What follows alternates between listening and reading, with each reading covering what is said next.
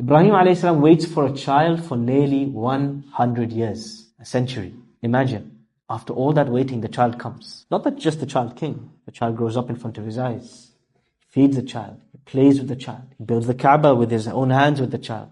The child is growing up and the child loves Allah. The child is pious and righteous. And then, just as he sees the fruit of all his labor, Allah says, well, it's time to go for this child. Can you imagine? Can you imagine the feeling of the Prophet of Allah, Ibrahim alayhi salam? We would be crushed under the pressure of such a commandment from Allah. But Ibrahim alayhi salam, this is the reason he is the friend of Allah, Khalilur Rahman, is because he does not think twice. Immediately, إِذْ قَالَ لَهُ رَبُّهُ أَسْلِمْ, Allah says, submit. قَالَ أَسْلَمْتُ لِرَبِّ الْعَالَمِينَ, I submit. This is the nature of Ibrahim.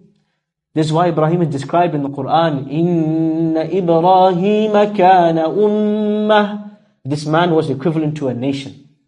A nation of people in one man. What made this man equivalent to 1 million people?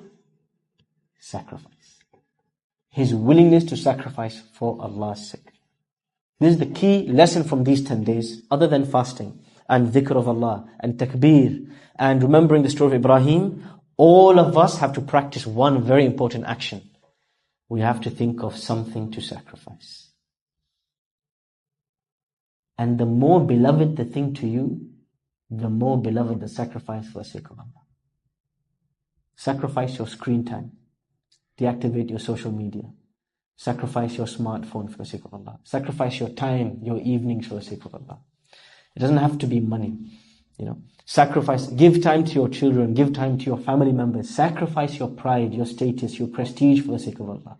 Choose something that you've ended up revering and worshipping and sacrifice it for Allah's sake. And see the level of iman that you achieve. This is what we have to try and do in these 10 days.